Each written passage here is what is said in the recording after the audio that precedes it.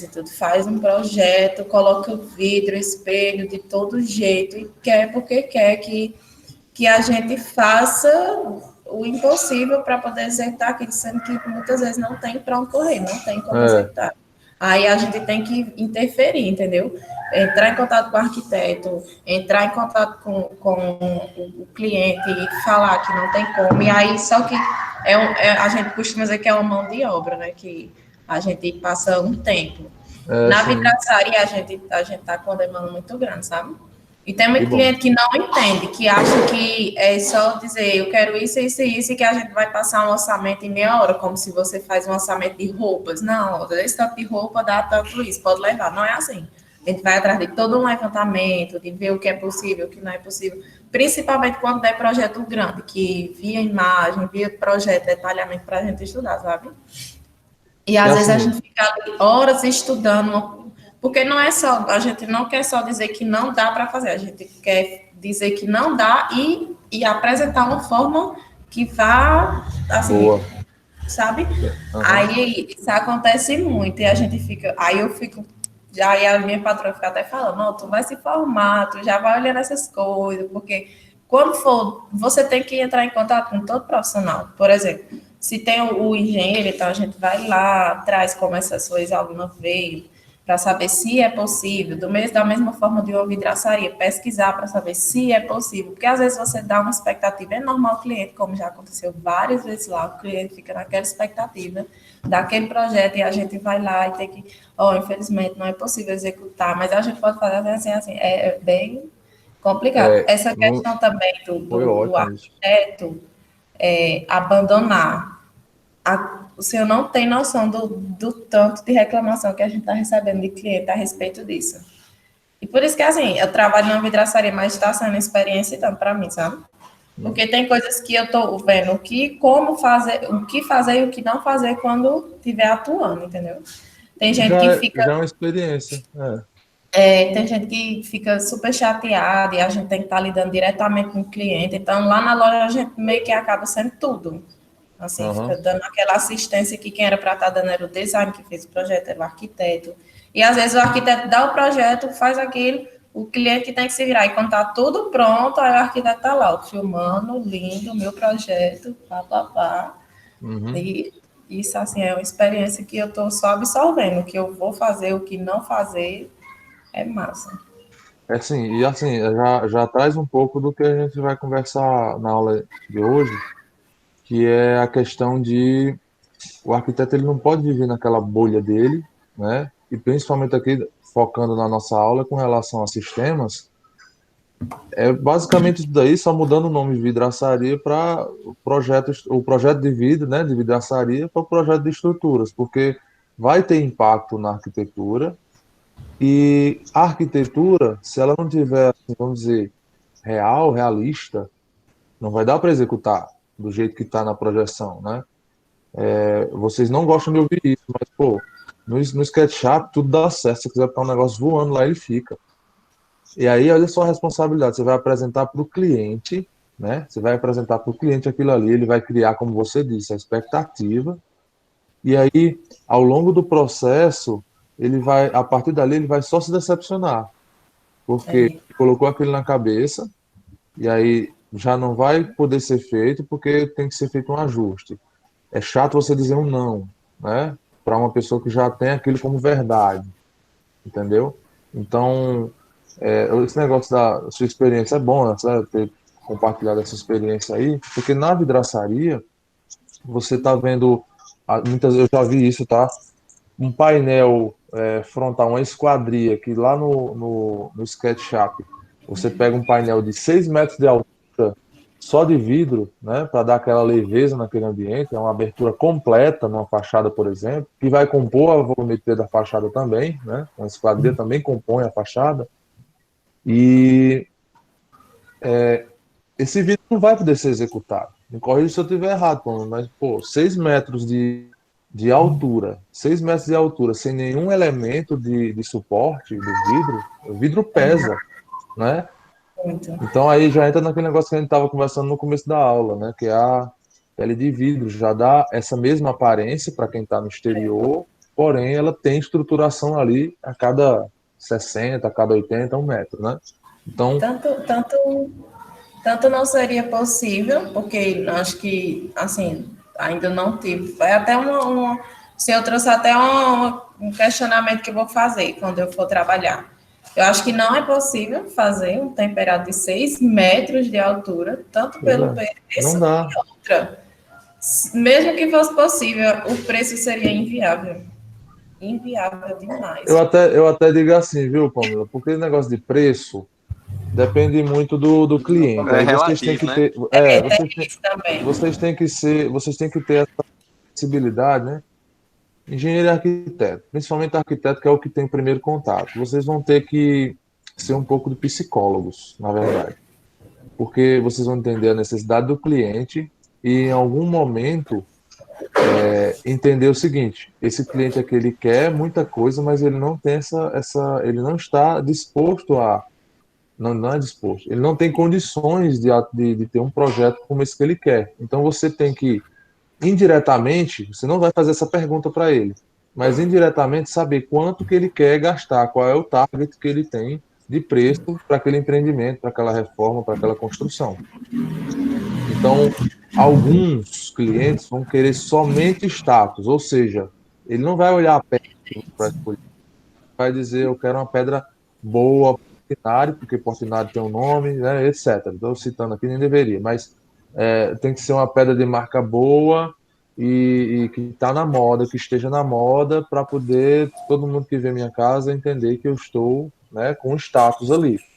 E tem outros que só vão Muitos, assim, muitos, muitos oi? não tá nem aí, né, para questão da durabilidade, né? É mais Exatamente, a qualidade não é quer. mais E outros vão querer o quê? Não, qual é a cerâmica melhor que tem aí? Não sabe nem a diferença entre cerâmica e porcelanato, e você vai ter que orientar ele para o mínimo, né? Vamos dizer assim.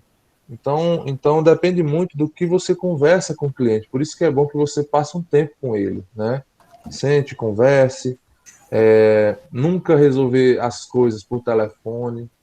É sempre bom, mesmo nessa parte de pandemia, é sempre bom você ter uma conversa sem data, sem horário para acabar, entendeu? Senta, vai conversar, tem que ser um momento assim, eu quero marcar uma reunião com o senhor, tem que ser uma reunião que a gente sente, converse, sem hora para acabar, uma hora e meia mais ou menos, que é para poder a gente conversar e realmente eu entender a sua necessidade. Não adianta você entregar um produto para uma pessoa e esse produto não ser adequado para a necessidade dela. E para entender a necessidade, você tem que realmente conversar, né? Você tem que buscar informações interessantes. E principalmente porque muitas das vezes o cliente ele chega não sabendo o que é que ele quer. Você tem que realmente mastigar isso daí, né? Você tem que realmente entender, tá?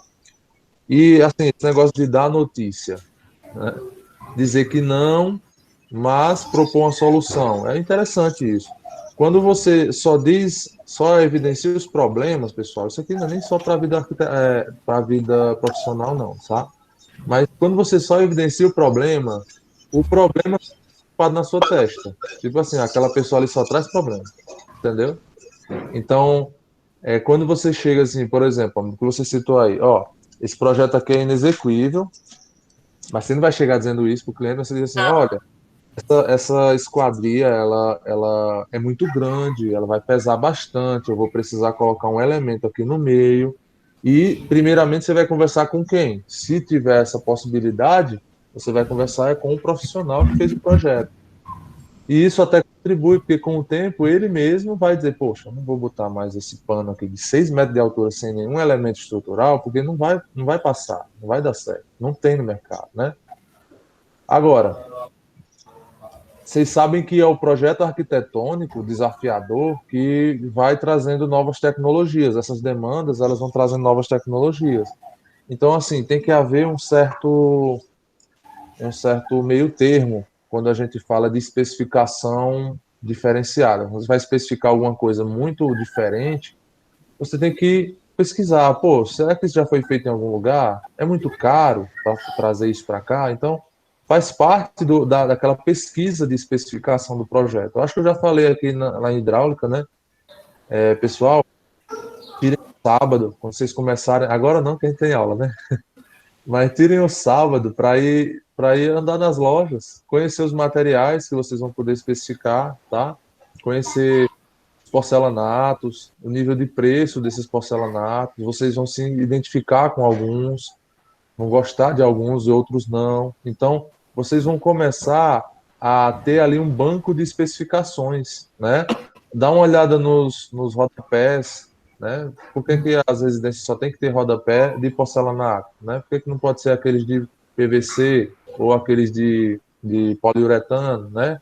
Que a gente vê em tantas casas aí de alto padrão lá no sul. Não é tão caro o rodapé de PVC. Não estou falando aquele pretinho, não, é o grandão de 10 centímetros que fica todo branquinho, né, em volta do perímetro. Então, começa a especificar, é interessante. Loja de tinta é o resultado final da casa da edificação, do projeto, pintura. Então, dá uma olhada nas especificações, as marcas, quais são as tecnologias, e sempre fique assim, com um pé no lugar certo. Não é que é um pé atrás, é um pé no lugar certo.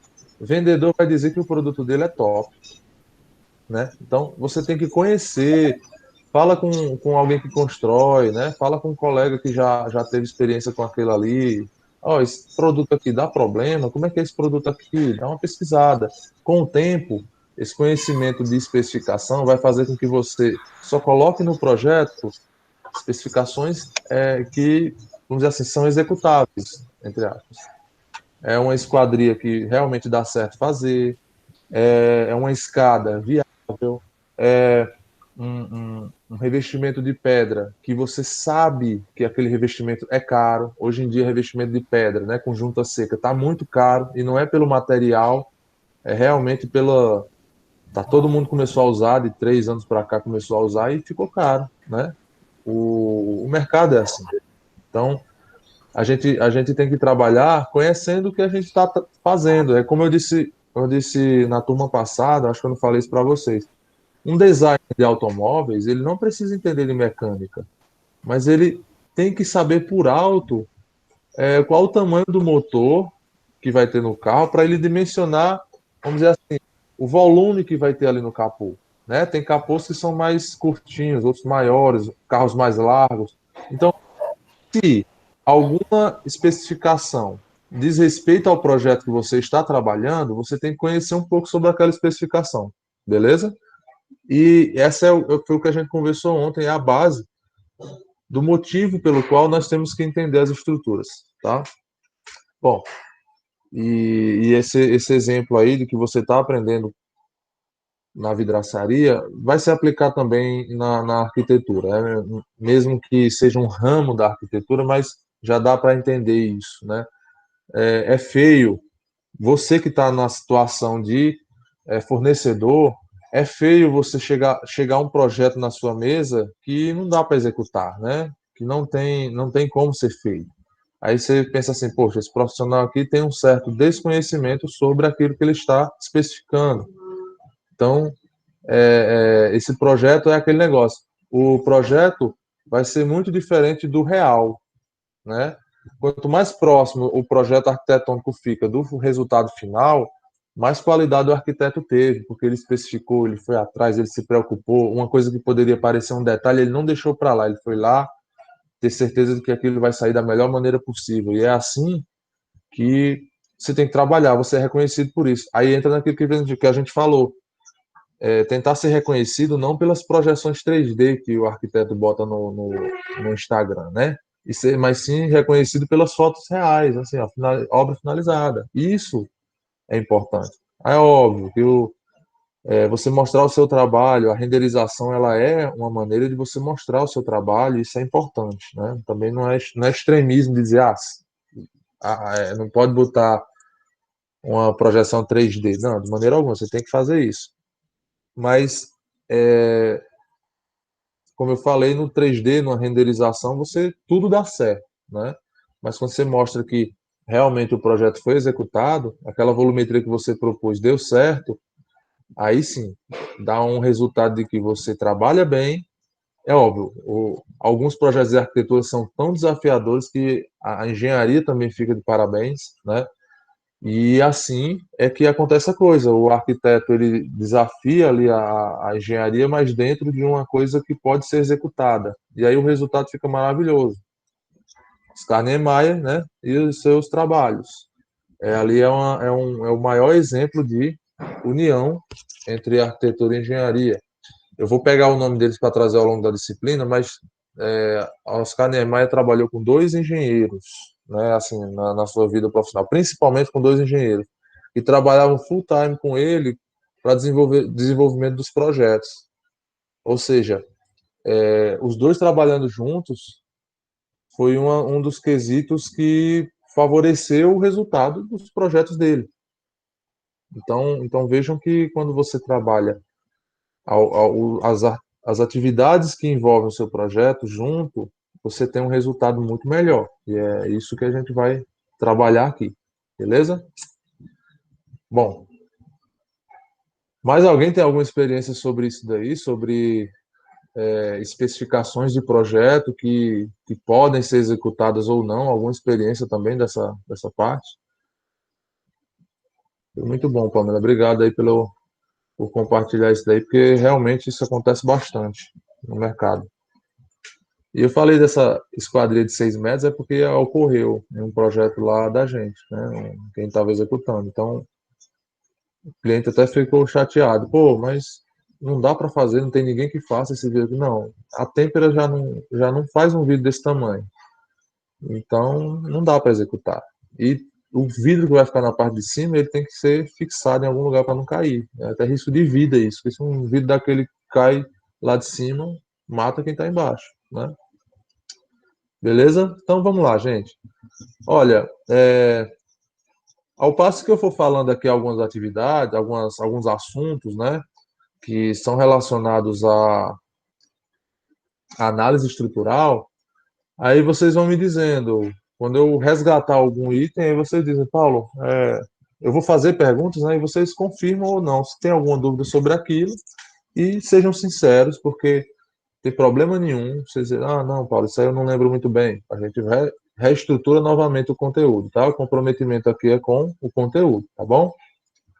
Então vamos fazer uma base agora. Vocês já estão vendo isso, mas vão confirmar ao longo dessa disciplina que tudo está relacionado à fundação, né? E do mesmo jeito, o conhecimento tem uma base, uma fundação, que é você ter um determinado conhecimento sobre alguma coisa para que a gente possa passar para um conhecimento mais além usando esta base. Então, essa base de conhecimento que nós vamos começar a ver hoje, ela serve para todos os nossos resultados à frente, né? Todas as nossas conclusões do conteúdo lá na frente, tá bom? Então, algumas coisas aqui vocês com certeza já vão ter visto lá em análise e vocês só vão realmente confirmar se entenderam bem o assunto, se não a gente revê aquilo que tiver um pouco ainda turvo, tá bom? Mais na frente eu vou fazer chamada, tá, gente? Foi uma coisa que mudou esse semestre, que a gente vai ter que fazer a chamada. Nós vamos ser flexíveis sim, dentro do possível, mas vamos ter que fazer as chamadas, tá bom? Vou projetar aqui para que a gente consiga visualizar o slide de ontem, só para continuar o que a gente começou a falar.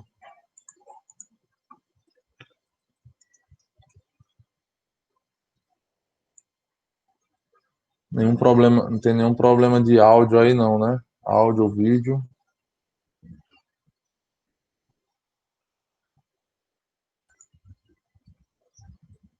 Show de bola. Confirma aí, por favor. O áudio está ótimo, viu, professor? Só tem um problema com o meu vídeo, não consegui aparecer, mas eu estou vendo sua aula. Beleza, então. Mas qualquer dia desse eu boto no celular aí que dá certo, para a gente ver. Pois beleza, eu vou usar depois.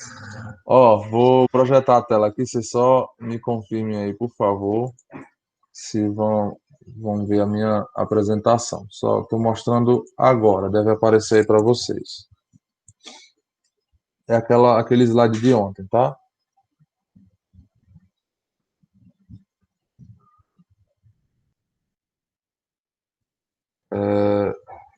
Confirmem aí no chat se está dando para ver, por favor.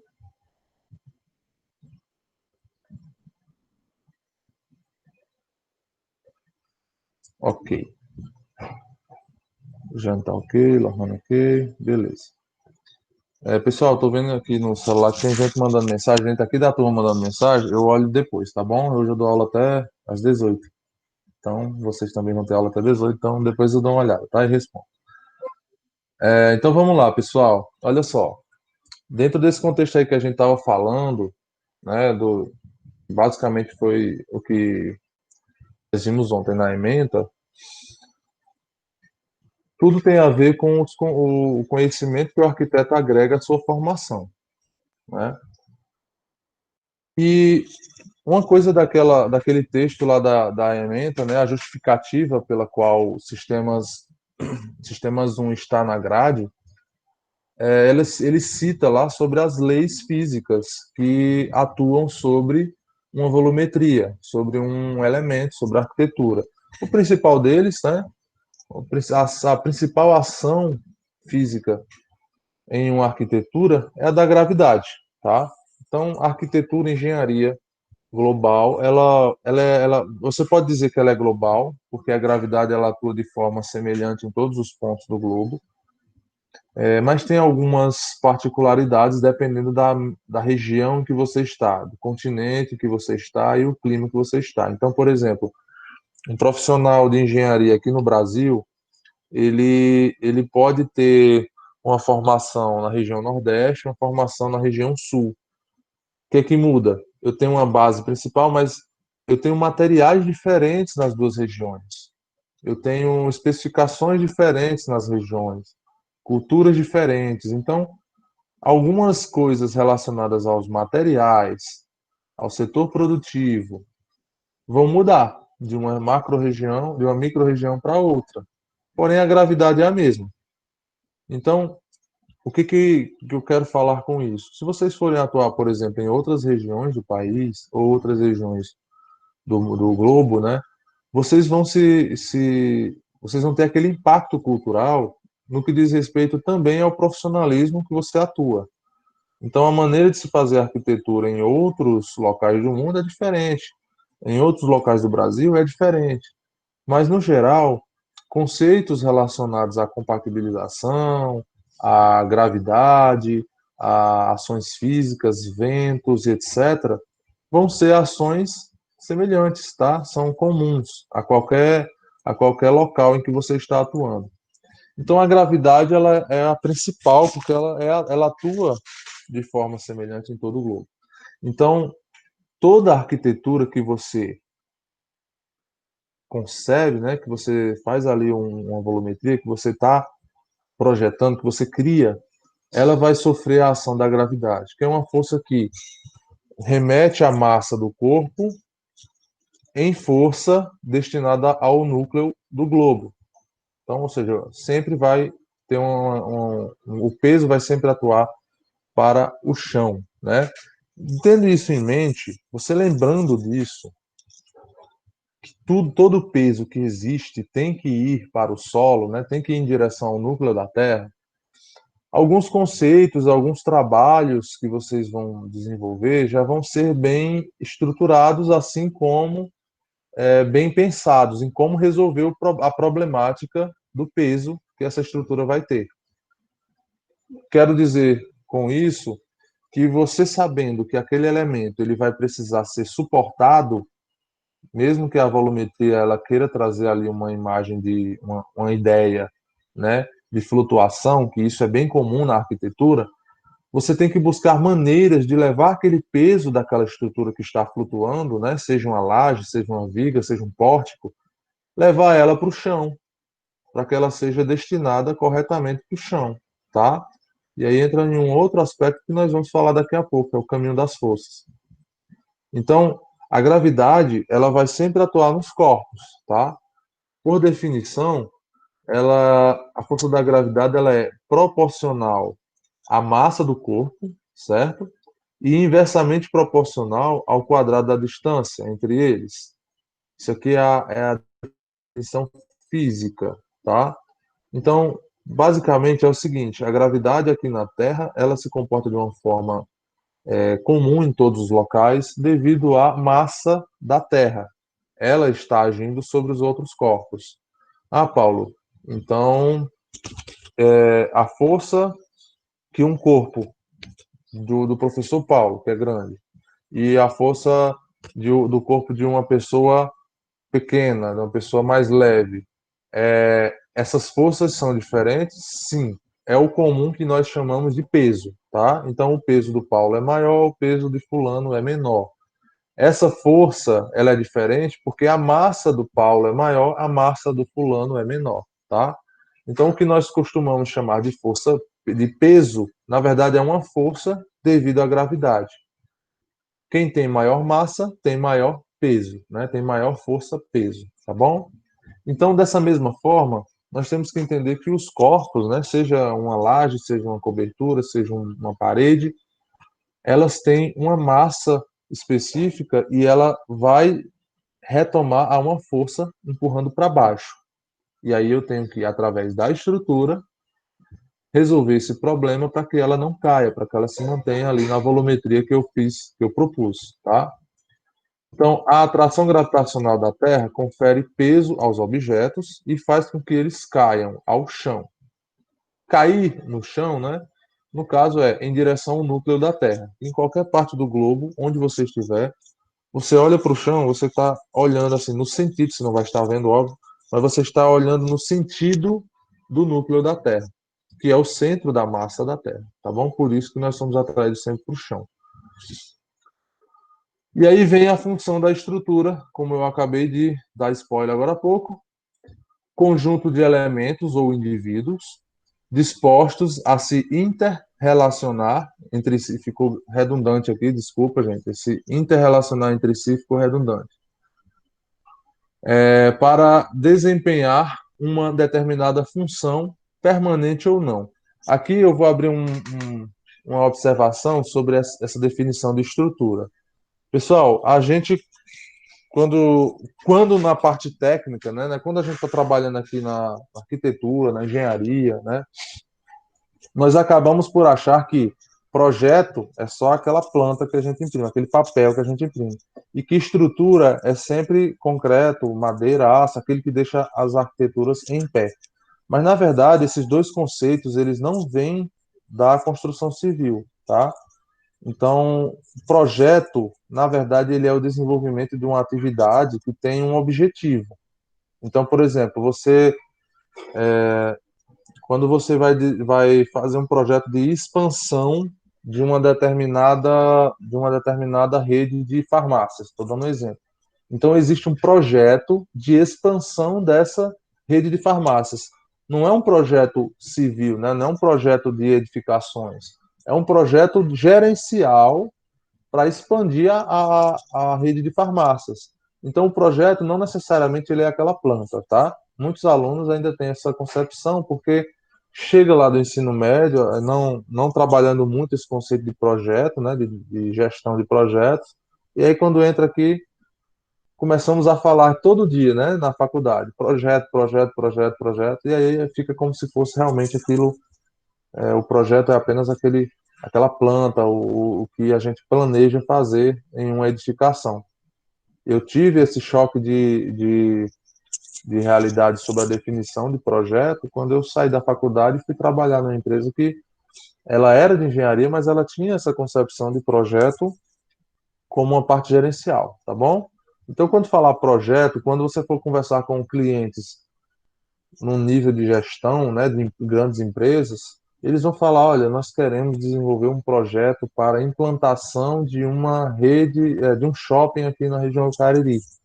Então, ele pode não estar falando do projeto de engenharia, do projeto de arquitetura, ele pode estar falando do desenvolvimento do projeto para ele, né, o projeto de implantação ali daquele local. Aí, dentro desse projeto, vai ter a parte de engenharia, vai ter o estudo de viabilidade, se realmente vale a pena, a pesquisa de preço dos terrenos, né, e tudo mais, tá bom? E a estrutura do mesmo jeito. Com certeza vocês já ouviram falar em estrutura administrativa da empresa tal, né? a estrutura organizacional do shopping, do shopping Cariri, né? Você tem lá uma estrutura organizacional na administração. Então, a estrutura, esse conceito aqui, ele não se aplica apenas à arquitetura e engenharia. Ele se estrutura, na verdade, essa estrutura, ela é um conjunto de elementos que tem uma função, tá? No caso da estrutura de engenharia, os elementos são, isso não é novidade para vocês, pilares, lajes, vigas, escadas, são elementos que estão dispostos a, juntos, desempenhar uma determinada função, e a função é manter o prédio em pé, tá? Então vejam que eu inseri a parte de estrutura de engenharia dentro do conceito de estrutura, beleza? Então que fique bem claro. É óbvio, não vai mudar nada, que nós vamos falar aqui durante a disciplina, quando nós estivermos chamando de estrutura, é estrutura realmente, né? De concreto, de aço, de madeira, de qualquer outro material que nós viemos a estudar, tá bom? E aí, a estrutura na arquitetura, né? Qual é a função? Ontem nós falamos eu dei um exemplo aí do esqueleto.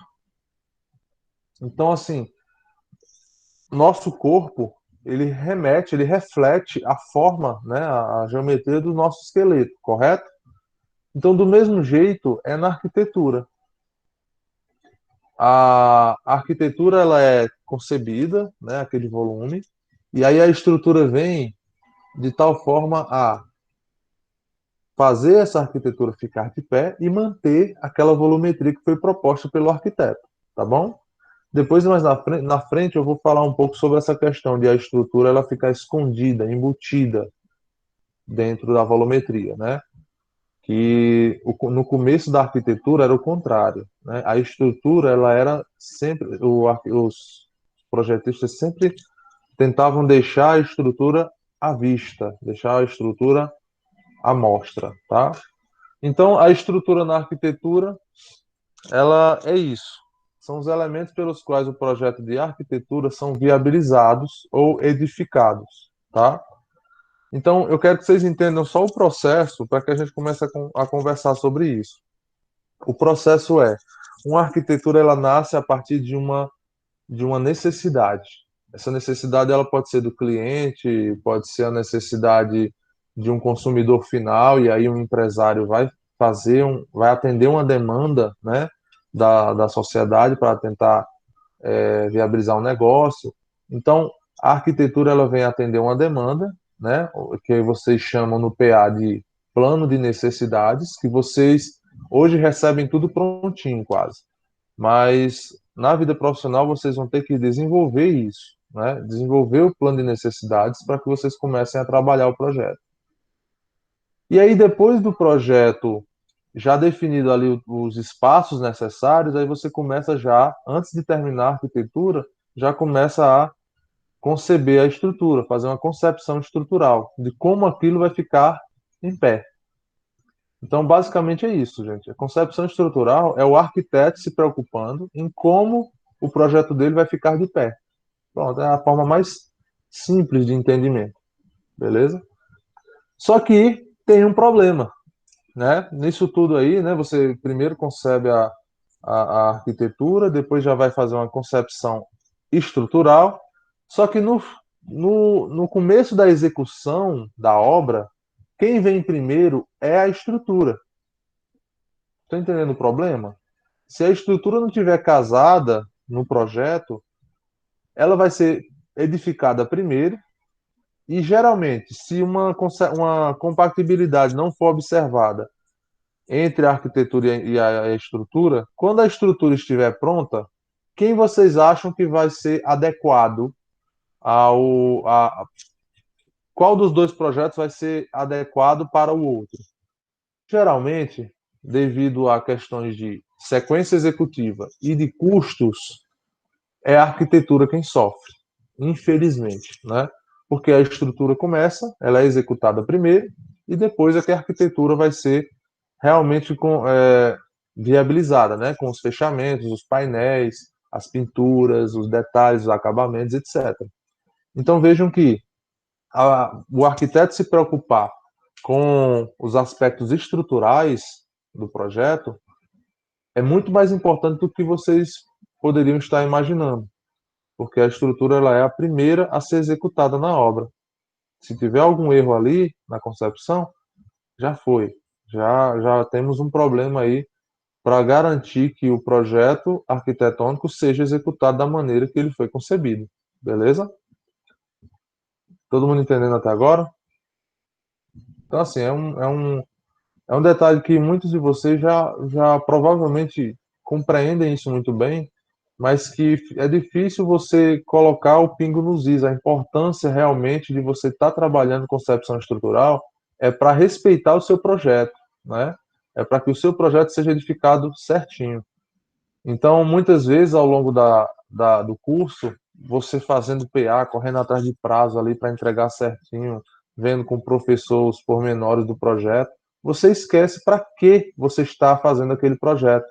É para ser executado, não é para entregar a nota, não. Entendeu? Ali é um crescimento que vai moldar você.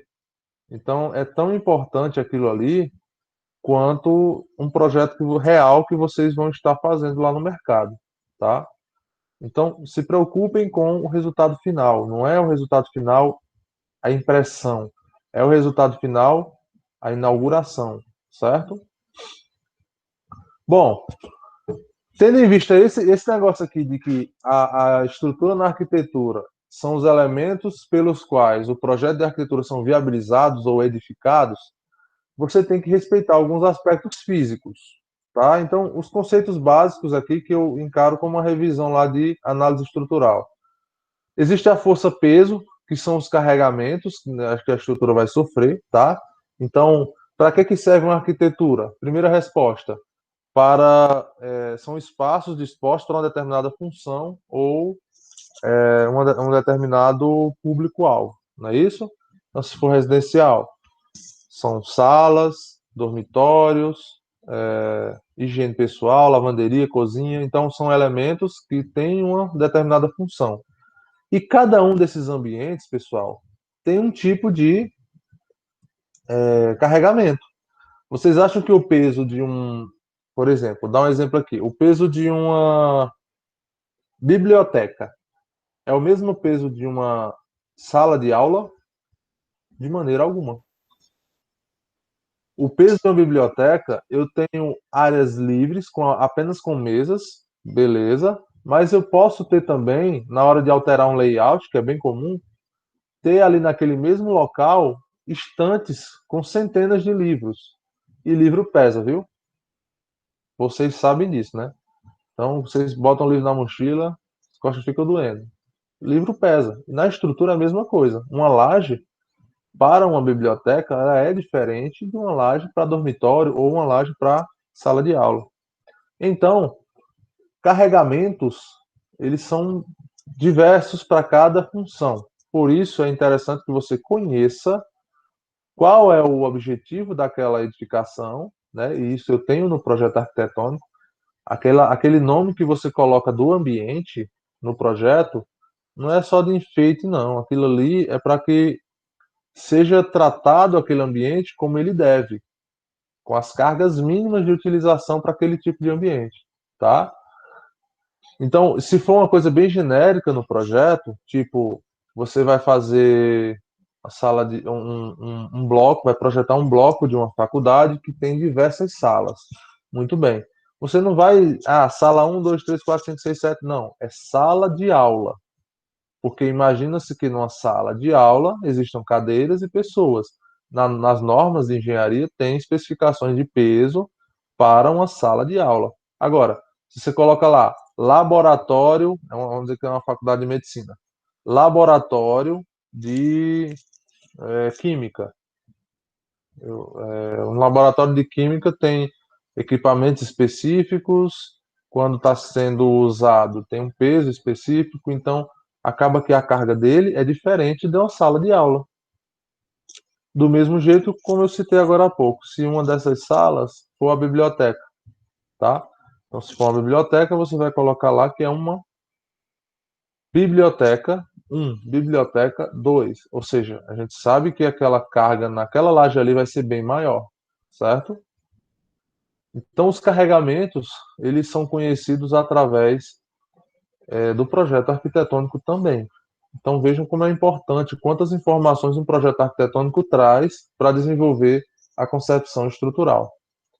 Direção e sentido. Pronto, direção e sentido, pessoal, é uma coisa que realmente eu preciso que vocês.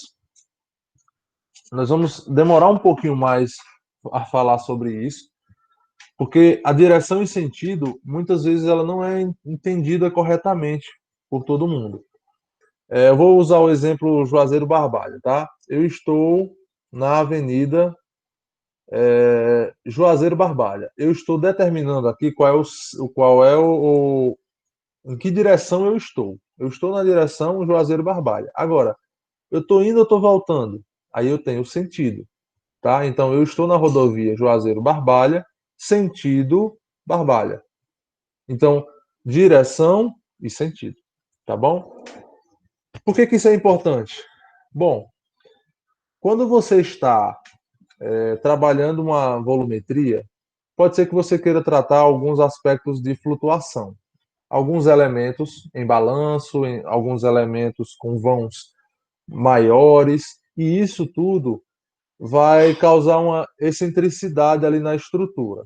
Então, eu quero só que vocês entendam o seguinte: toda vez que eu altero o caminho que a força faz para chegar no solo, eu aumento toda a infraestrutura e toda a robustez das peças estruturais que eu preciso. Mais ou menos assim. Agora há pouco nós já visualizamos que, vai para cá, o núcleo da Terra está aqui para baixo, né? E eu tenho aqui uma massa. Então, todos os corpos eles vão ter esse comportamento, sendo atraídos para o núcleo do planeta, tá? Então, qual é o sentido da força, né? Qual é o sentido e direção da força que vai agir sobre esse corpo? Sempre o sentido dela, o natural, né? Ou seja, aquele que eu estou sem nenhum tipo de interferência, o corpo ele vai sempre descer. Então, em que direção eu estou? Na direção, vamos dizer assim, de cima para baixo, né? A direção vertical. E qual é o sentido? De cima para baixo. Agora sim, de cima para baixo, tá? Então vai ser sempre na direção de cima, vertical, no sentido de cima para baixo, tá bom? Quando eu altero isso, é mais ou menos quando eu faço isso aqui, ó. Eu tenho o mesmo elemento, o mesmo peso, só que agora eu não quero que ele desça de uma forma retilínea, vertical, indo para o chão. Eu quero colocar um elemento que uma determinada força que vai ser colocada aqui, ela vai ter que andar lateralmente até a minha mão, da minha mão vai passar para o meu braço, do meu braço vai passar para a cadeira e para o chão. Ou seja, esse corpo aqui, para que a força dele vá para o chão, como normalmente ele iria se eu tivesse apoiado diretamente no chão, ele vai ter que andar lateralmente, descer por um outro local e até chegar lá no chão. O que que eu estou fazendo? Eu estou alterando o caminho que a força faz até chegar no solo, até chegar no ponto de apoio. Essa alteração é que gera a estrutura, gera a necessidade da estrutura. Entenderam? Então, por exemplo, eu não posso ter uma sala de aula apoiada no chão exclusivamente num prédio. Por exemplo, lá na faculdade. Se eu fosse pegar aquele terreno, eu acho que tem uns 30 por 30, não sei. O terreno do prédio da arquitetura lá, né? Se o terreno do prédio da arquitetura tiver 30 por 30 e eu quiser fazer salas de aula nesse terreno, se eu não fosse alterar o caminho que a força faz para eu colocar essas salas de aula, eu teria que fazer apenas salas de aula que coubessem num espaço de 30 por 30.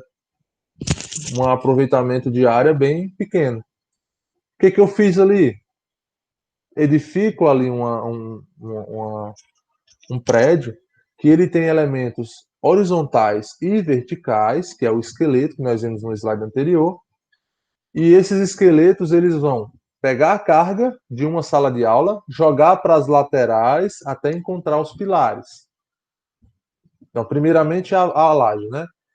O seu peso lá no prédio, ele vai encontrar a laje, a laje vai transmitir essa carga horizontalmente para as vigas horizontalmente para os pilares. Chegou nos pilares, esses pilares vão fazer um transporte vertical da carga até chegar na fundação. Então, dessa forma, eu estou colocando uma sala de aula em cima da outra, aproveitando melhor o espaço. Por isso, as verticalizações existem, tá? E para isso eu altero o caminho que a força faz, e para isso eu preciso de uma estrutura para que ela possa suportar esse desvio de sentido da força, tá? Então, coloquem uma regrinha na cabeça de vocês.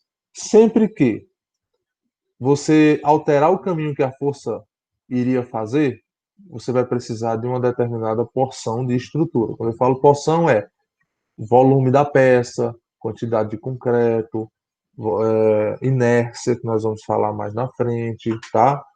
Então, é por isso que tem alguns elementos estruturais que você vê que eles são bem esbeltos, bem pequenininhos, bem finos, porque os vãos não são muito grandes.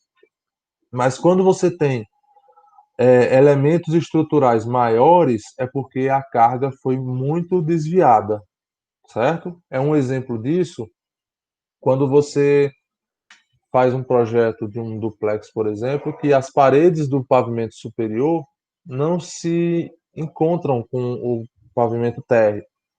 E muitas vezes, isso é bem comum, no térreo você quer áreas mais amplas, né? Uma área gourmet, você quer uma área gourmet, você quer uma cozinha integrada com a sala, então você precisa de vãos maiores, né? Só que em cima, na área íntima, você precisa das paredes dos quartos, que são vãos ali até 3,80 m, 4 metros. Então você tem aí uma consequência, é você, no térreo, ter vãos muito grandes, sem poder ter pilar, e em cima você tem muita parede, jogando carga em cima das vigas, das lajes. Então, você precisa de elementos estruturais mais robustos no térreo para que esses elementos consigam suportar essa mudança de direção da carga, né, das paredes, para encontrar pilares em vãos maiores, tá bom? A gente vai praticar isso ao longo dessa disciplina. O entendimento de que quanto mais você altera o sentido da força, o caminho ou o sentido da força, mais os elementos estruturais vão ser aumentados, né? Vão ter a sua inércia aumentada, exagerada, tá bom? Então, eu gosto sempre de dizer para os alunos, tenham em mente essa frasezinha aqui, ó. Tudo na engenharia dá certo, mas cada solução tem uma consequência, tá bom? Vou sempre dizer isso para vocês, vocês vão usar como lembrança, porque isso já foi uma citação de um ex-aluno meu, dizendo, Paulo, sempre que eu tenho algum questionamento sobre vão muito grande, eu sempre lembro do que tu dizia, ó, tudo dá certo, mas tem consequência, né? E geralmente a consequência ela é financeira, mas dentro do projeto de arquitetura também tem consequências volumétricas, né? Depois eu vou conversar mais com vocês. O pé direito, pessoal, pé direito de uma casa, né? É a altura do piso para o forro. Existe uma outra medida que é piso a piso, que eu chamava antes de pé esquerdo, mas aí me criticaram, eu não chamo mais não. Eu só vou discutir aqui no curso de arquitetura, eu vou discutir o nome, né? Mas pé direito para mim é do forro até o piso. Parece que eu estava certo. Mas pé esquerdo, quando eu chamei esse professor, isso não existe não. Aí um professor disse, não, Paulo, a gente não usa esse termo aqui não. Mas piso a piso, melhor, né? O piso a piso de uma casa, ele tem que ser dimensionado, ele não é simplesmente arbitrado não, tá? Você tem que dimensionar ele. Senão, acontece num caso desse exemplo que eu falei, uma área gourmet muito ampla embaixo e muita carga em cima, você não consegue resolver esses problemas. Principalmente porque um calculista estrutural, ele não pode, de maneira alguma, alterar, quando você faz um corte, né, de uma casa, ele não pode alterar a altura do pavimento superior ou diminuir. Não pode, para poder caber uma viga maior, né? A gente vai estudar isso muito aqui. Porque vou mudar a escada. Vocês gostariam que algum projetista mudasse a escada que vocês fizeram? Não. Então, vocês precisam dimensionar o piso a piso muito bem e dimensionar, calcular a escada, tá? alguns PAs eu vejo que vocês são mal acostumados, né? Às vezes por causa do tempo, mal acostumados a sempre estar colocando, os blocos de escadas nos projetos. Mas é bom você praticar, calcular a escada, né? Então você pega a escada, vê qual é o espaço em planta que você destinou para aquela escada e fazer o cálculo do pisante, do espelho, direitinho para ver se vai arredondar na altura do piso a piso. Entenderam? E sempre lembrar assim, ó, se você tem um vão muito grande, qual é a consequência na viga? Depois nós vamos ver isso, tá? A viga ela vai aumentar de altura. Se eu aumento a altura, a viga ela vai sempre aumentar de altura de cima para baixo. Então, para eu não sufocar, para não ficar baixando o forro da casa, o que é que eu vou fazer? Eu vou ter que aumentar o piso a piso. Só que para aumentar o piso a piso influencia na escada. Estão vendo que é uma coisa puxando a outra? E isso tudo, com o tempo, vai ficar bem natural. Alguns de vocês eu sei, já observei, até para quem já foi tirar dúvida comigo lá em hidráulica sobre PA, né? PA2, eu sei que vocês se preocupam com isso, alguns de vocês. Mas outros ainda podem estar ainda não muito amadurecidos com isso e a gente vai desenvolver, tá bom? Então sempre tem influências. Uma coisa tem influência em outra, tá bom?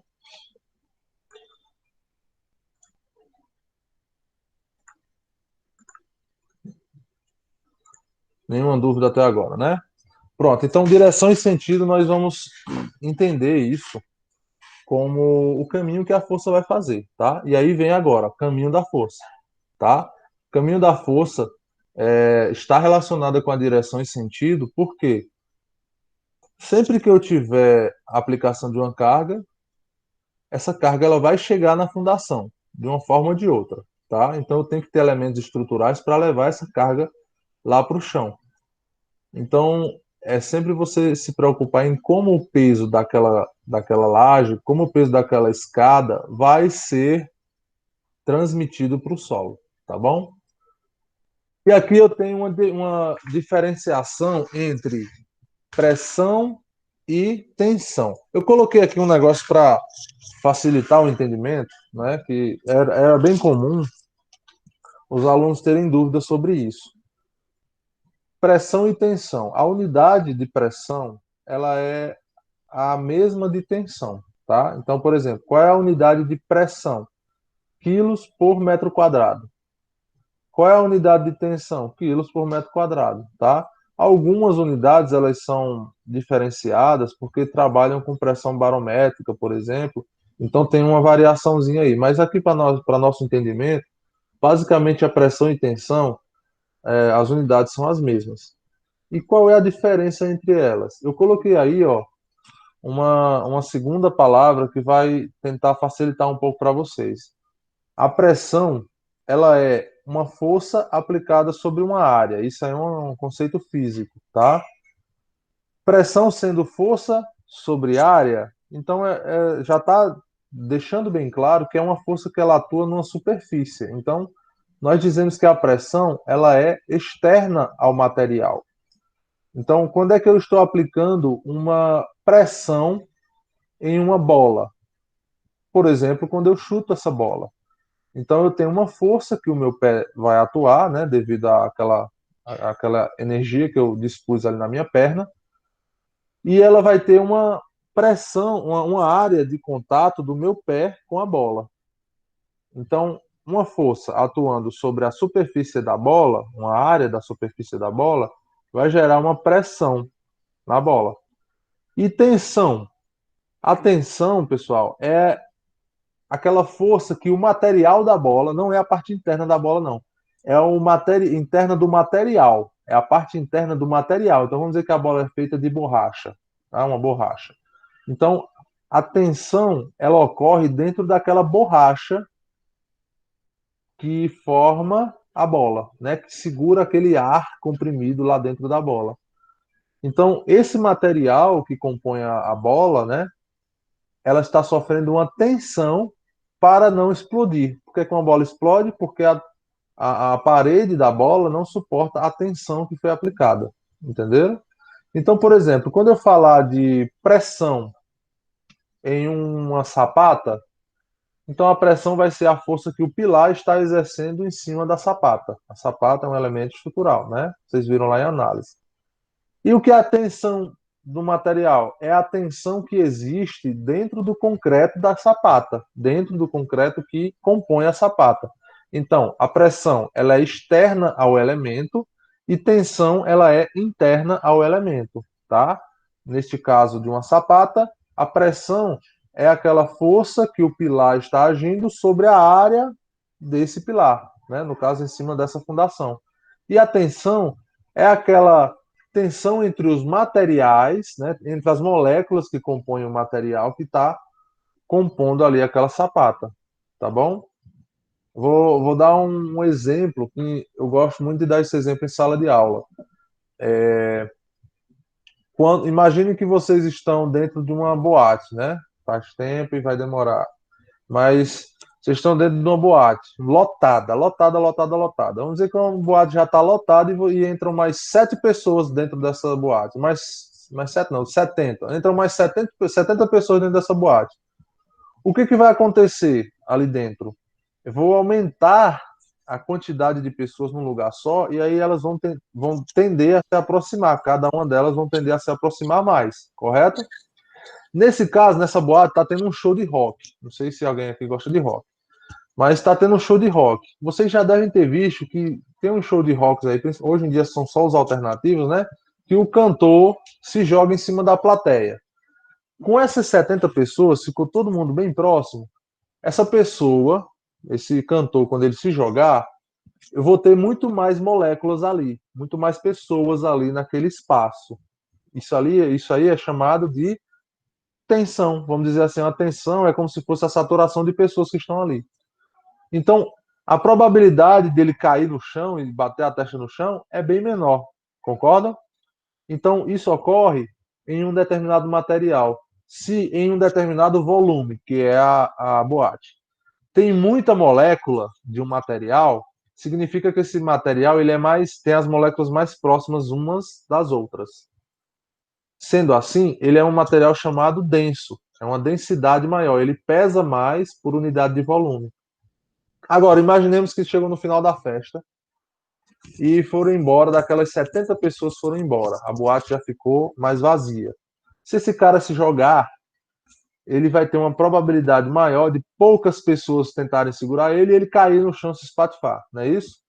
Então, nesse momento, eu tenho menos moléculas. Então, naquele volume, que é a boate, eu tenho menos moléculas por unidade de espaço, de volume, no caso. Então, a tensão que existe ali, ela é menor. E por isso, a força que foi exercida, que é a força-peso do cantor que se jogou, é bem... não é mais suportada pela plateia, não é mais suportada ali pela galera. Então, ele vai cair. Então, o que é que eu quero dizer com isso? Um material, quando você aplica uma carga nele, ele tem comportamentos de reação que podem ser uma tensão maior, se tiver mais moléculas, ele consegue resistir a uma tensão maior. E se ele tiver menos moléculas, se ele for menos denso, ele tem uma tensão menor. Eu estou conseguindo me entender ou está muito complexo aí? Ninguém gosta de rock? Como é que é? Tá dando para entender? Dá para entender. Dá, né? Pronto. Sim, dá para entender. Pronto. E essa palavra aqui nós vamos falar bastante, densidade, tá bom? Diz muito sobre o material. Só para adiantar para vocês. Por que que o aço é tão pesado? Porque ele é muito denso. E por isso, ele é muito resistente. Agora, por que que o isopor é tão leve? Porque ele é menos denso, tem menos moléculas por unidade de volume. E por isso, ele não é tão resistente. A relação é sempre essa, gente. Tá? Se você prestar atenção, os materiais mais resistentes, eles são os mais densos. Exceto alguns que são bem eficientes, como o alumínio. Né? O alumínio, ele pesa pouco e tem boa resistência, mas ele deforma fácil. Ele só não rompe, mas ele deforma fácil. Depois a gente vai estudar um pouco sobre o alumínio. Tá? Então, voltando aqui, a diferença entre pressão e tensão é essa. pressão ela é atuante em uma superfície e tensão ela atua dentro do material, tá bom? Lembrando isso daí para vocês. Bom, sobre os tipos de carregamento, gente,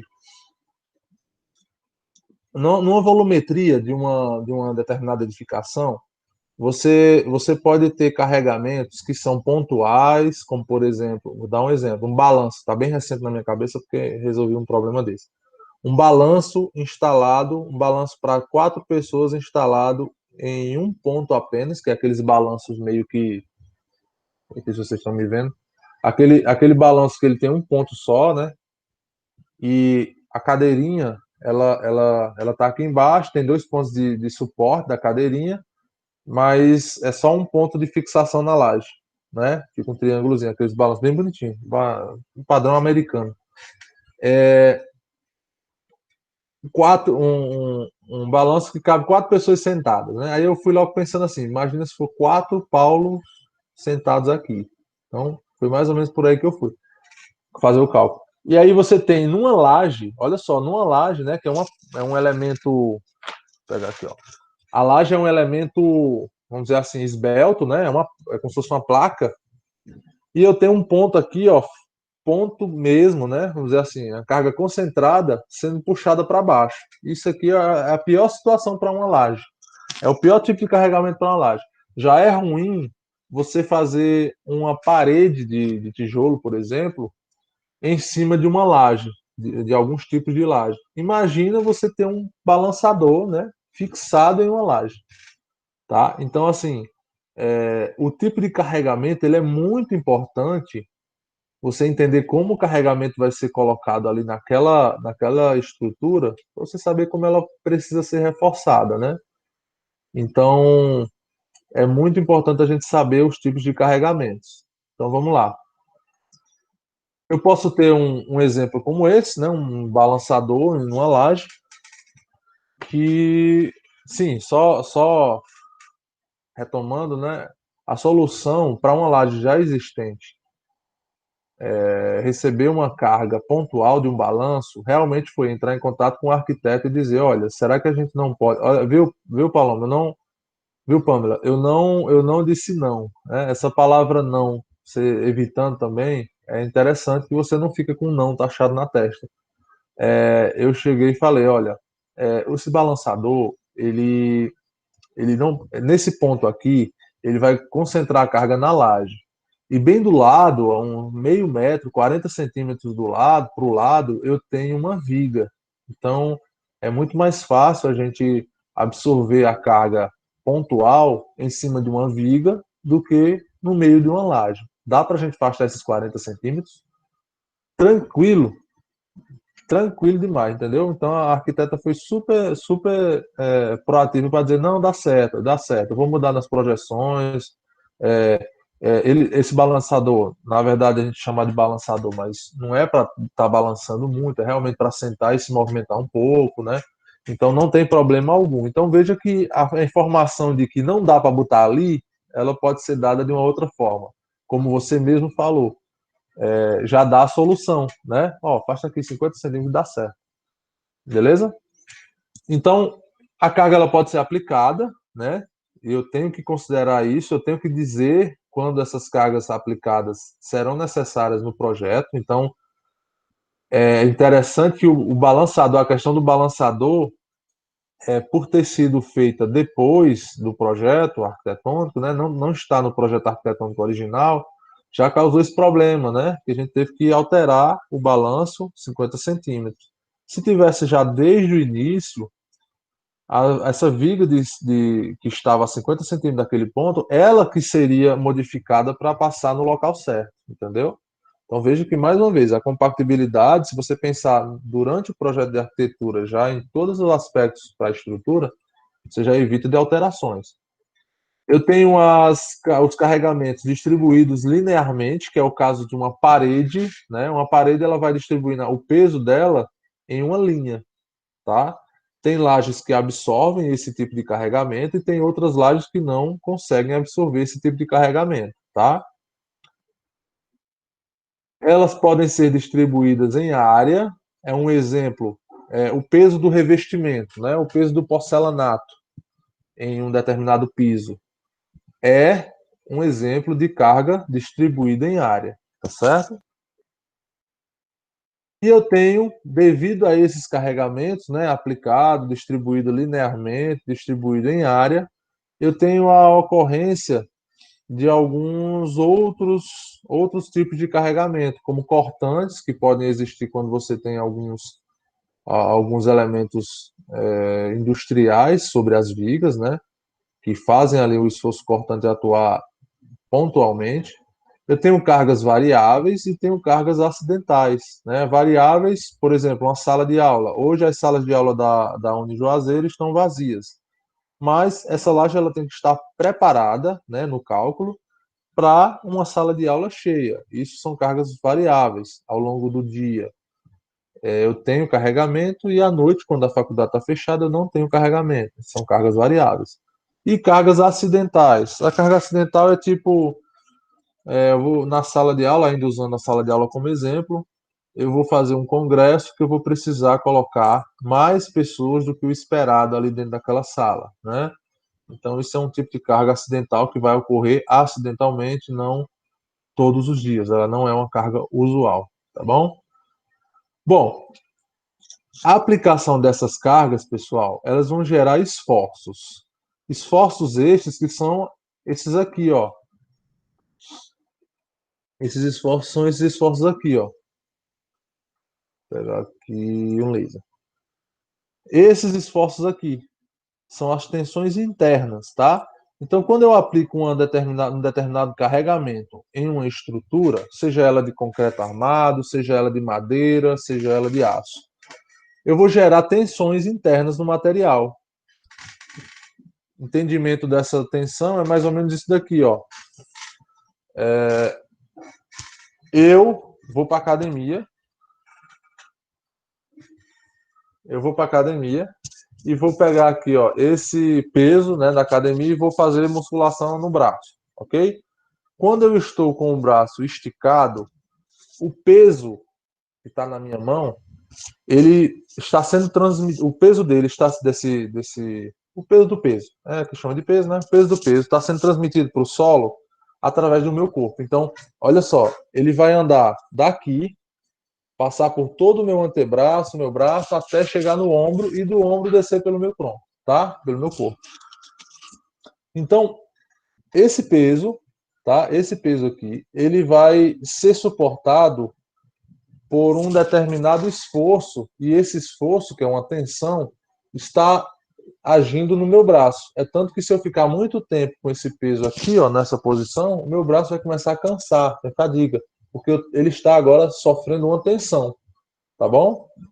Depois eu vou falar mais sobre essas tensões aqui que existem no meu braço. Mas enfim, o peso que está na minha mão gera uma carga, um carregamento no meu braço, tensões atuantes aqui ao longo do meu braço, ok? Então isso é a ação de carregamentos que vão gerar esforços. Então esses carregamentos aqui, ó, aplicados, distribuídos em área, em planta, vão gerar os esforços. Esses esforços eles podem ser ao longo do eixo longitudinal transversal, tá? Esses esforços aqui, provavelmente vocês já têm aí a noção sobre eles, né? Então, são os esforços axial ou normal, né, que atua ao longo do elemento. Então, olha para cá. Eu tenho aqui esse pincel, tá? Esse carregamento aqui, ó, eu vou tentar comprimir ele, ó. Esse carregamento ele está agindo de uma ponta para outra, correto? Então ele está agindo assim, ó, nesse sentido. Isso é uma ação de carga ao longo do eixo longitudinal, ao longo desse eixo aqui, dentro do material. Isso é uma carga que a gente chama de normal ou axial. Quais são os dois tipos de carga normal ou axial que existem? Compressão ou tração. Tá bom? Então, eu posso ter forças axiais, eu posso ter forças de cisalhamento. Quando falar essa palavra, pessoal, cisalhamento é a mesma coisa de cortante, que a gente chama na engenharia, tá bom? Cisalhamento ou cortante. Tudo começa com C, é fácil de entender. Até rimou para vocês. Então, cisalhamento ou cortante. É basicamente o que você faz quando rasga uma folha de papel. Você pega bem próximo aqui, ó, ponto de ação, outro ponto de ação. E você bota eles bem próximos e começa a andar um para um lado e outro para o outro. Isso vai causar um esforço de cisalhamento ou cortante, corta, né? Então você rasga o elemento, tá? Calma que nós vamos entender isso bem direitinho, tá bom? Se alguém não estiver entendendo. Então, eu tenho esse esforço de cisalhamento. Já para adiantar para vocês, geralmente ele ocorre perto dos pontos de apoio, tá bom? Ele ocorre, não, ele é maior, né? Perto dos pontos de apoio. Eu tenho outro esforço, que é o esforço fletor, que esse aqui é o lobo mau, certo? Ele é o que mais provoca ruptura em estruturas, é o momento fletor. O momento fletor, pessoal, nada mais é do que aquelas duas forças, né, que eu falei aqui em axial, que é a compressão e a tração, só que eles atuando ao mesmo tempo no elemento, tá? E aí eles provocam uma flexão. É essa flexão que faz geralmente as vigas e as lajes entrarem em ruptura, tá bom? Nós vamos ver isso muito bem com relação ao fletor. E eu tenho, por último, o momento torsor. Muitos dos alunos que passam aqui na disciplina têm uma certa, vamos dizer assim, dificuldade de entender como é que um momento torsor, que é uma torção, como o nome já diz, né, é uma torção, como é que ele age numa viga? Só um momento.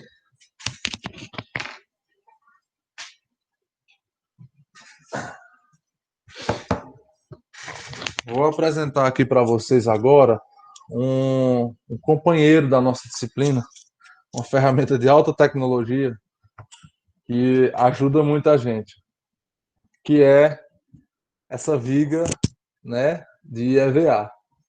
Essa viga de EVA, ela é bem interessante porque ela mostra como é que o material se deforma, né, por um determinado carregamento.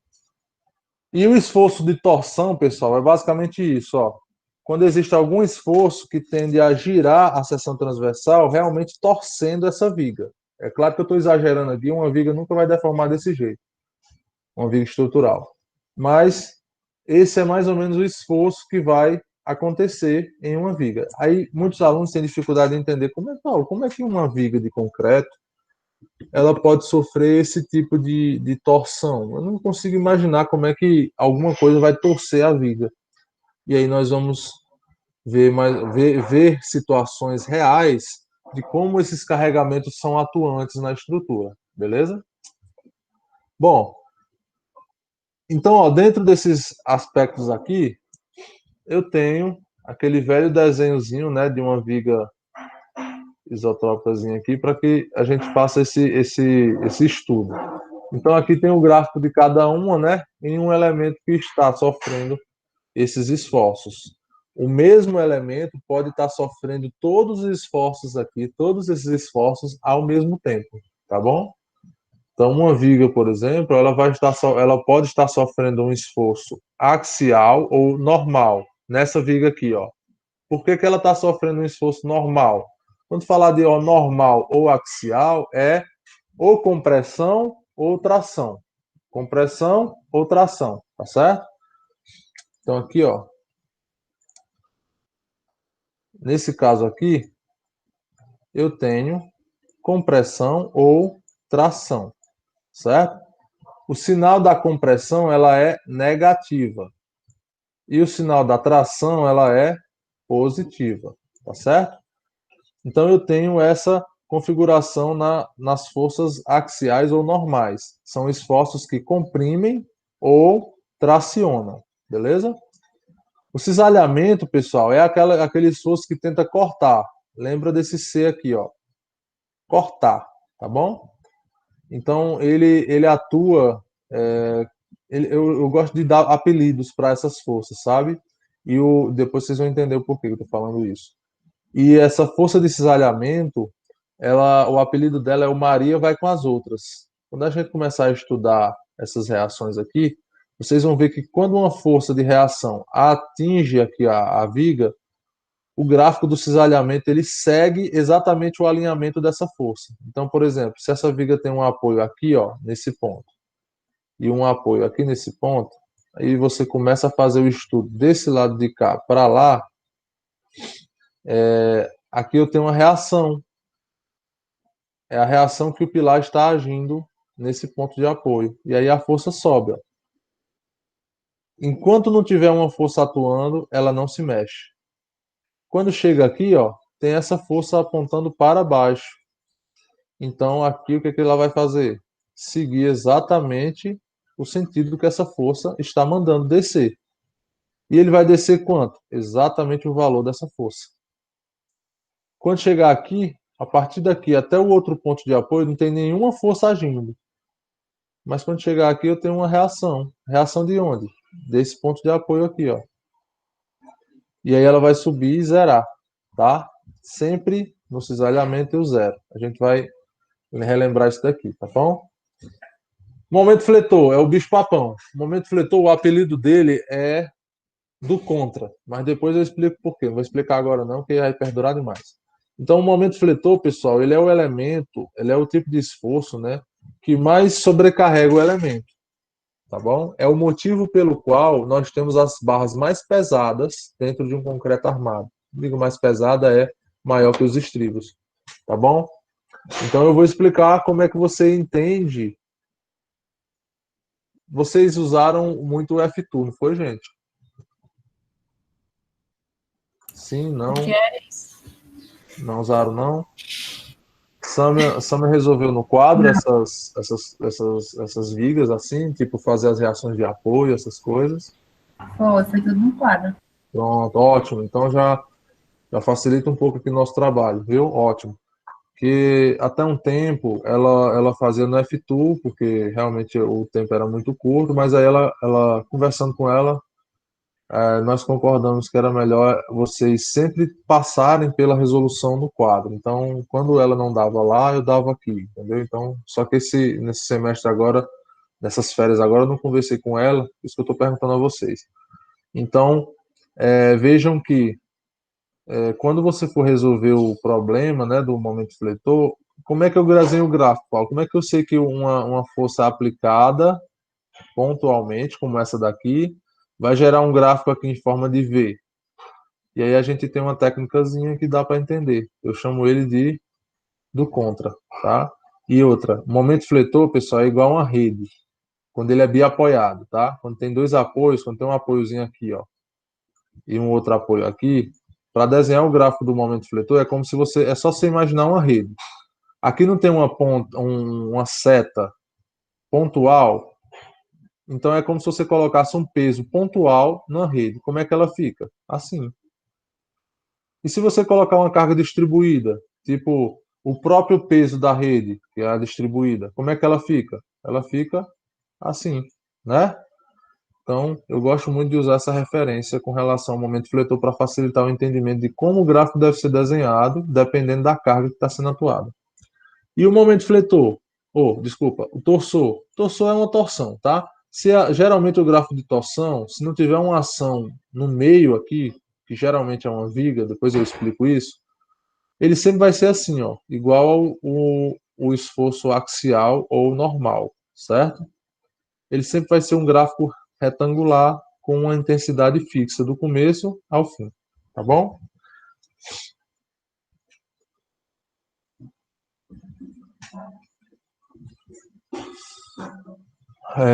Então, assim, frente ao que eu falei aqui hoje, em que pé nós estamos, gente? Vocês conseguiram acompanhar? Tem alguma novidade ou alguma dificuldade? Alguém, vamos dizer assim, isso é para planejar as próximas aulas.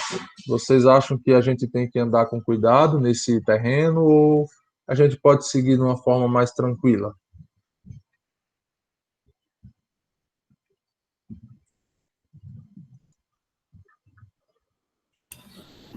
Assim, Com cuidado, Álvaro? é, Pronto, também a gente vai tranquilo, mas aí eu preciso daquela coisa. Por exemplo, eu estou falando aqui, né? Falei durante muito tempo sem um alerta. Porque quando eu estou falando, gente, só para vocês entenderem, eu não estou vendo vocês aqui, né? Já desligaram até um bocado de câmera, mas eu não estou vendo vocês. Então, é interessante que você, quando eu estiver apresentando, eu estou olhando para o que eu estou apresentando. Então, vocês usem o áudio, tá bom? Tipo assim, Paulo, e o que é isso? Porque pode ser que eu passe por cima achando que vocês entendam, né? E se você não entender, você vai lá e diz, Paulo, explica melhor o que é isso aí que você falou, beleza? Então a gente anda tranquilo, tá? Podem ficar tranquilos quanto a isso. E eu vou sempre tentar levar o conhecimento para uma relação real. Tipo, quando nós estivermos falando sobre tipos de apoio, né? Que eu acho que vocês até já conhecem, né? Existem apoios de primeiro, segundo e terceiro gênero. Quando nós estivermos falando sobre eles, eu vou mostrar como é que são cada um desses apoios na vida real. Porque você vê lá aquele triângulozinho com apoio de primeiro gênero, pô, mas quando é que isso ocorre? Quando é que aquilo ocorre, né? Então, eu vou tentar sempre relacionar com o real. Vocês já devem ter visto estruturas pré-moldadas. Quem é daqui de Juazeiro, o shopping ali que está inacabado no Novo Juazeiro, né? Aquele shopping que é próximo da Tempo FM, a estrutura dele é em concreto pré-moldado.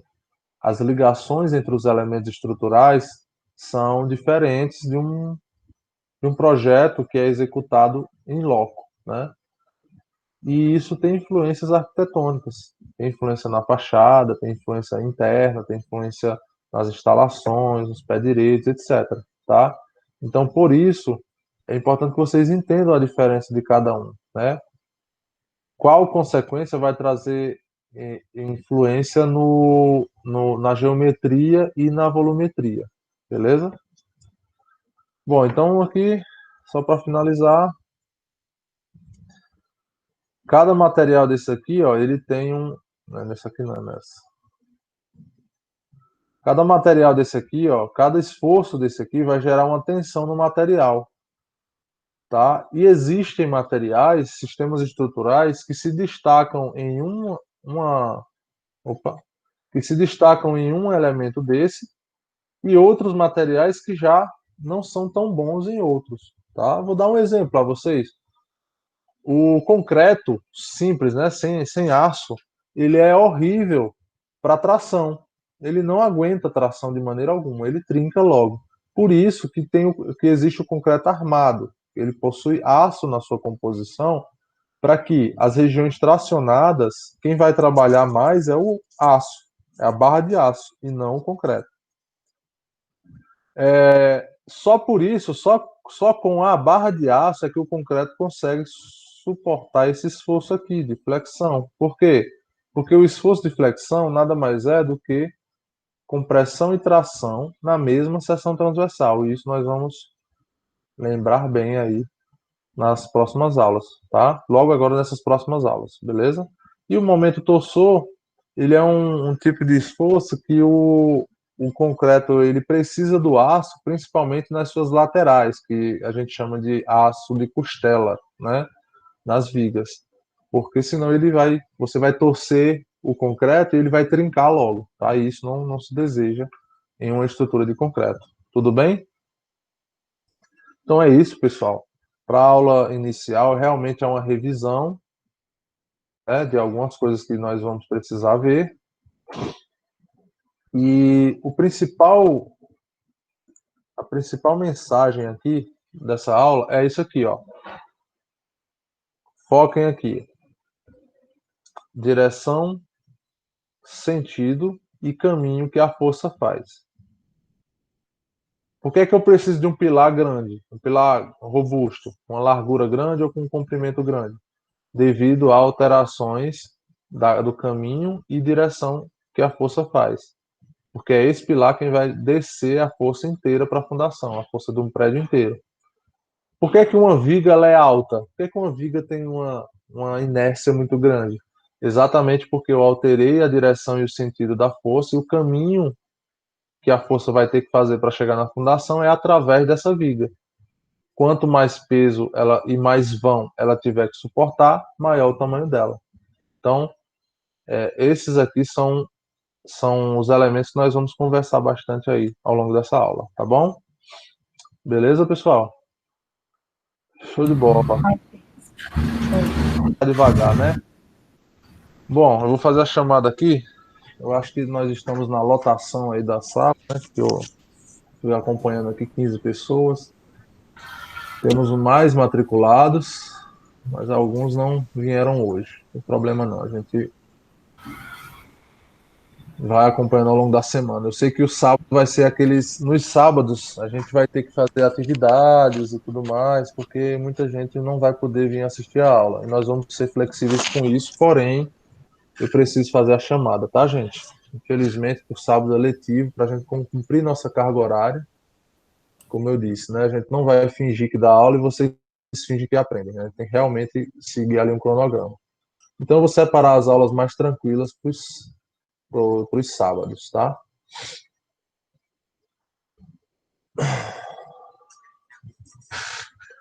O PA de vocês esse semestre é o quê, gente? Um complexo cultural. Ah, mudou. Teve uma época que era uma escola, não era? Era. Esse ano que mudou.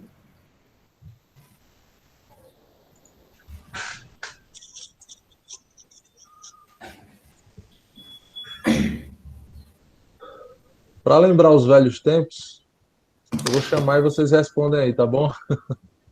Tá.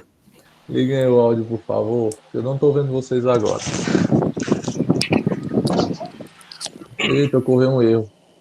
Já vi o que aconteceu. Não colocaram o sábado letivo ainda no sistema. Que coisa, não? Mas agora vamos dizer, né, presente, o professor escutar aí. Não, pronto, eu vou dar uma maneira, eu vou fazer uma maneira aqui. Vai dar certo, vai dar certo. Vamos lá aqui, não dá certo ainda. Rapaz, Guilherme tá, né? Tá prestando atenção bem, tô besta. Vixe, Maria, olha aí, já vou ficar isso? atento com o Guilherme. Falou em falta, ele... Eu já vou ficar atento com o Guilherme, viu? Eita, Pamela Pai entregando. Vamos lá, vou dar um outro jeito aqui. Vou anotar aqui com... Quem é que tá ausente? Vamos lá. Alexia, tá aí? Tô aqui, professor. Opa. Alana. Presente. Bola. Álvaro, já vi que tá aí. Ari Grenes também tá aí, né? Presente. Ó, o bichão. Carol. Presente. Coisa boa, tá muita gente. Cisco. Vitor. Eu tô aqui. Cíntia. Aqui. Edivandro. Pô, faltou. Edivandro. Primeiro. Edivandro. Acho que foi o trânsito. Foi o trans, né? Tá chegando aí o ônibus. A van. Guilherme, tá aí. Faltou. Tô aqui. Janderson. Janderson, professor, desista dele. Ele desistiu da gente. Ih, Maria. Todo dia eu choro. Jeane. Presente. Jonas. Presente. Lohane. Presente. Lúria. Ela não conseguiu entrar, não, professor. Tava aqui chorando que não tava conseguindo entrar. Eu acho que era ela que tava mandando mensagem. Eu não consegui ver. Não, mas não tem problema não. Tá gravado e eu vou tentar resolver o problema dela. Vou olhar agora, viu? Marcelo. Presente. Pamela, tá aí. Eu. Diga presente. Presente, Tá professor. certo. Ricael. Ricael faltou. Tá, você tem falta. Ricael. Laudiene. Laudiene faltou, foi? Não visto ela aí. E Yuri. Também. Não, tá. Yuri. Beleza, pessoal. Então, bom fim de semana para vocês. Na próxima quarta-feira nos encontramos, tá? E vamos desenvolver aí nossos aprendizados sobre concepção estrutural, beleza? Beleza. Um abraço para vocês, uma boa tarde para todo mundo. Boa tarde. Valeu, gente. Tchau, tchau. Valeu. Tchau. Tchau, tchau. Valeu, pessoal.